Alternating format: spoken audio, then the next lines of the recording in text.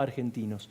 Vamos a arrancar Terapia de Noticias. Le quiero dar la bienvenida a Francisco Jueguen, que tiene información también de lo que pasó ayer. Hablaste, ¿no?, con varios de los que estuvieron en esa reunión y además fuiste testigo de lo que pasó hoy en el mercado con las medidas del dólar. Sí, Pancho, buenas noches, arranquemos con el tema del mercado cambiario. Hoy, primer día de las medidas anunciadas ayer por el ministro de Economía, Martín Guzmán. Subió fuerte el contado con liquidación, casi un 4%, cerró en 171,85. El blue no se movió, se quedó entre los 180 y 181. Y lo que me comentaron a mí algunos analistas, Pancho, es que hubo una especie de efecto puerta 12 de alguna manera, donde todos estaban esperando estas medidas, la liberalización del mercado, y se metieron mucho, ¿no? Hubo mucha más demanda que oferta, eso hizo subir el contado con liquidación. Habrá que ver cómo mastica estas medidas en los próximos días, pero igual no fue un buen día para el gobierno en materia cambiaria, básicamente porque el Banco Central tuvo que vender cerca de 30 millones más de dólares de las reservas para ir sosteniendo el tipo de cambio. Y lo que me decían algunos de los economistas privados con los que estuve hablando es que todavía el mercado considera que las medidas son algo tibias para cambiar. Tibias. Lo que tiene que ver con el fondo, con la cuestión subyacente, que es la falta de confianza, donde ese termómetro, ¿no?, de esa incertidumbre es el dólar, ¿no? Déjame darle la bienvenida a Roberto Kachanowski. Roberto, ¿cómo te va? ¿Cómo le va? ¿Bien? ¿Me escuchan bien? Sí, perfecto. Muchas gracias. ¿Por qué el gobierno toma medidas para que la brecha se acorte, cambiaria, y ocurre lo contrario? ¿Son insuficientes? ¿Son tibias, como decía recién Francisco acá? Sí, yo te diría que en la medida en que vaya tomando medidas cada vez más de regulaciones, controles, etcétera, lo más probable es que la brecha se vaya ampliando. Yo justamente publicaba, no voy a poder ponerlo al aire, porque no sé si se va a ver el gráfico. Ahora yo lo pongo ahí, pero no sé si se ve bien. ¿Sí? Wow, sí, bastante bien, bastante bien. Bueno, pero lo podés explicar. ¿Qué es con la evolución de la brecha cambiaria de los últimos 50 años en Argentina? Aclaremos la brecha cambiaria entre el oficial y el blue y el oficial, ¿no? Sí. Y hoy la Argentina tiene una brecha cambiaria que supera a la de la hiperinflación de Alfonsín, más o menos está al mismo nivel que la de la crisis de 1982, después de Malvinas. Roberto. Obviamente el pico más alto es Roberto, espera que se escucha un poquito mal mientras mejoran el audio. Lo que vos planteabas es que en 1975, 2 meses antes del Rodrigazo, en 1982, después de la Guerra Malvinas, y en 1989, con la hiperinflación, tuvieron los 3 picos de brecha cambiaria entre el oficial y el paralelo. Y los 3 precedieron a grandes crisis económicas. Más o menos eso era lo que vos indicabas, ¿no? Crisis económicas y crisis políticas también. No sé si me están recibiendo bien. Sí, ahora sí. ¿Sí? ¿Me reciben mejor ahora? Sí. Perfecto, no, porque te digo, los problemas de internet son cada vez mayores también. Pero cada crisis, cada brecha tuvo un desenlace de crisis económica y crisis política, inevitablemente, o sea, cuando ven todos los casos. Ahora bien, el otro dato es que cuando baja la brecha cambiaria, como ustedes ven acá, a ver, lo voy a mostrar, se ven los picos ahí. Sí, correlo un poco más a tu izquierda. A tu izquierda, Roberto, no sé si te dijeron esto alguna vez. A tu izquierda. Te cuesta correrte a la izquierda, pero ahí está, mirá. Ahí lo tenés bien. ¿Ven los picos? Sí, claro. Pero podés explicarlo también. Ese pico, sí. Bueno, ahí lo están viendo. Lo saco ahora. ¿Cuál es el punto? Si ustedes vieron, cada vez baja, llega a un punto y después baja. ¿Por qué baja? ¿Porque baja el blue o porque sube el oficial? En todos los casos es porque después termina subiendo el oficial. O sea que la brecha se termina cerrando porque hay una devaluación posterior. ¿Se entiende? Es decir, que lo que el mercado intuye siempre se termina cumpliendo. Se termina cumpliendo, exactamente. Es un precio que se anticipa a la distorsión de precios relativos que va cometiendo el gobierno con las tarifas de los servicios públicos, con la emisión monetaria, etc. Vos mirás todos los casos y siempre se repite la misma historia. Es falta de confianza, pero sobre todo no es solamente en el plan económico. Es falta de confianza en el gobierno en sí, que está en cada uno de los momentos. Vos mirás la brecha más alta, es la del Rodrigazo, que en realidad se da con Antonio Cafiero en el Ministerio de Economía. No sé si alguno de ustedes recuerda que hubo un ministro atrás de otro, todas las semanas había cambio de ministro. Bonani, Mondelli, Cafiero, y me estoy olvidando de alguno más. Roberto. Pero ahí lo que había era una fuerte desconfianza política del gobierno. Claro, pero más allá. En el 82 también. Sí, en el 82. En el 82 también tuvimos una crisis política porque se fue la Marina y la Fuerza Aérea se va del acuerdo que había de la Junta Militar. Entonces, siempre hay una crisis política detrás de cada uno de estos desenlaces. Yo lo que me estoy preguntando es si esto, además de una crisis económica y social, deriva en una crisis política, ¿no? Y ya que comparamos esos periodos, en el tema de la emisión monetaria, por ejemplo, ¿en esos periodos había un nivel comparable con esta época? Sí, más que de emisión, sí, es déficit fiscal comparar, ¿no es cierto? Tener los picos de déficit fiscal muy grandes. Por ejemplo, yo estoy estimando un déficit fiscal consolidado para este año, nación, provincias y municipios, más déficit del Banco Central, de 17 puntos del Producto Bruto. Digo, ¿sabes por qué, y Roberto? En la época de Alfonsín, ¿Sabes por qué? Digo, sí, perdón. Y en la de Alfonsín tuviste 16,5. Y en la Rodrigazo tuviste otro número más o menos parecido. Digo para cada uno de los casos. Digo para desmitificar esto de que si es un problema político, porque si hay un déficit fiscal, es un problema económico. Pancho, déjame hacer una aclaración. Acaba de salir el resultado fiscal de septiembre, recién, del Ministerio de Economía. Un rojo de 167.182 millones de pesos, rojo primario, el gasto creciendo al 71% y los ingresos al 34% en septiembre. Roberto. Viene en el mismo promedio que los 8 meses anteriores. Francisco, ¿era, no? ¿Quién estaba hablando? Sí.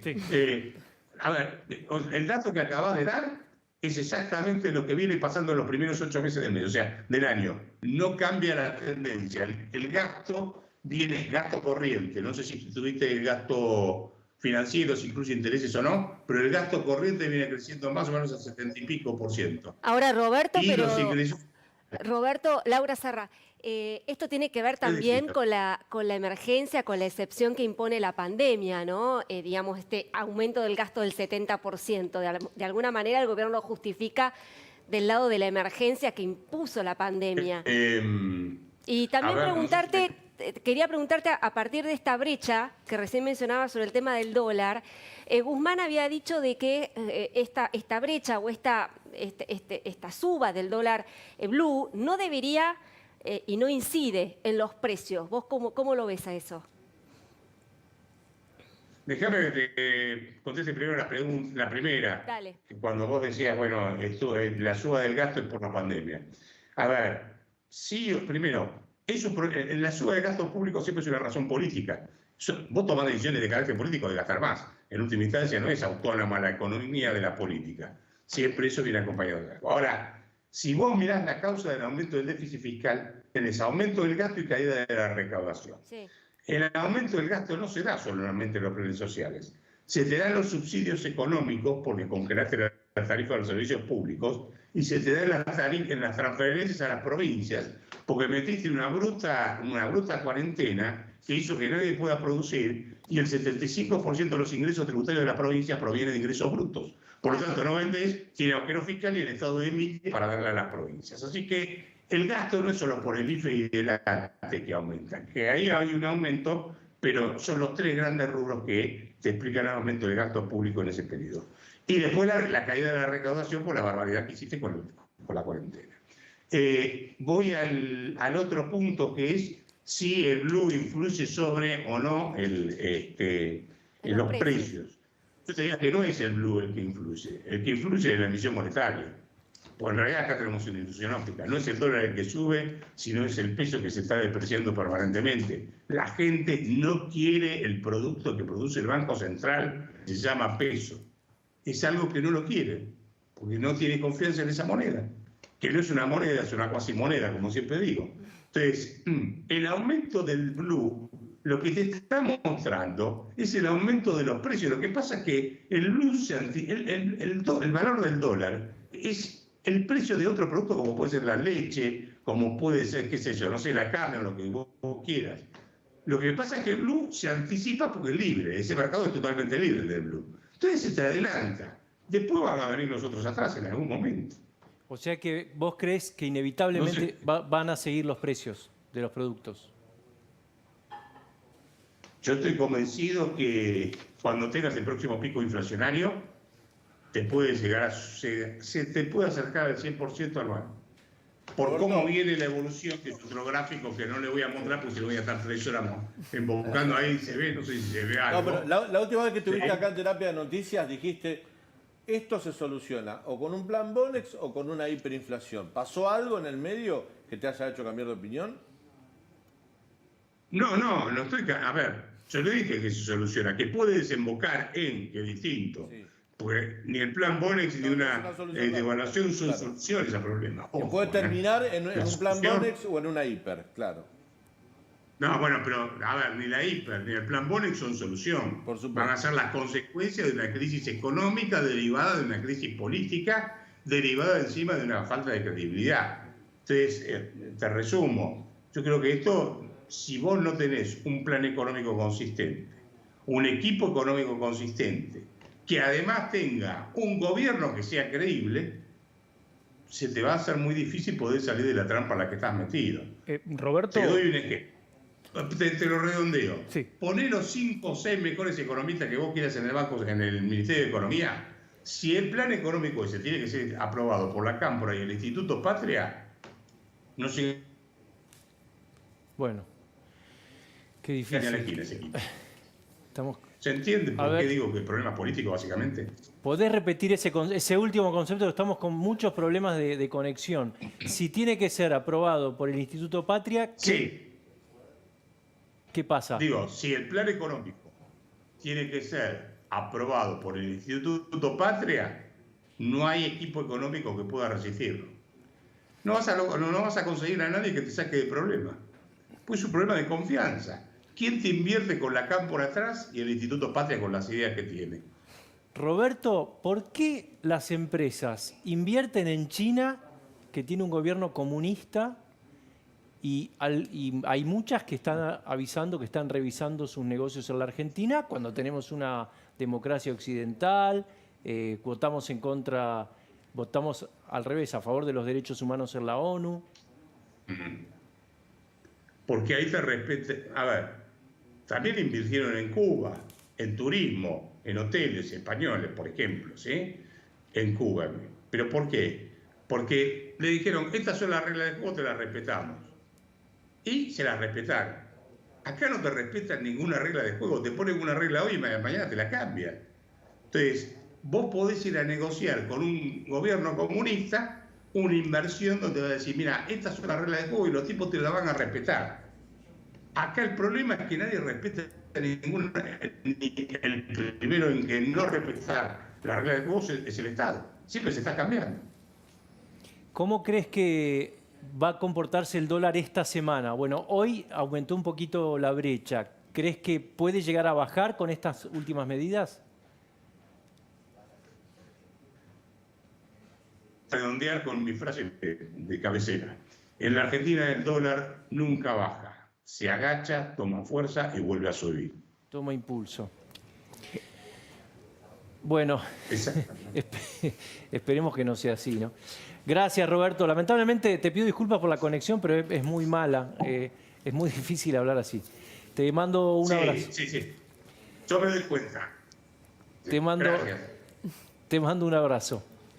Francisco Jueguen, ¿qué pasa?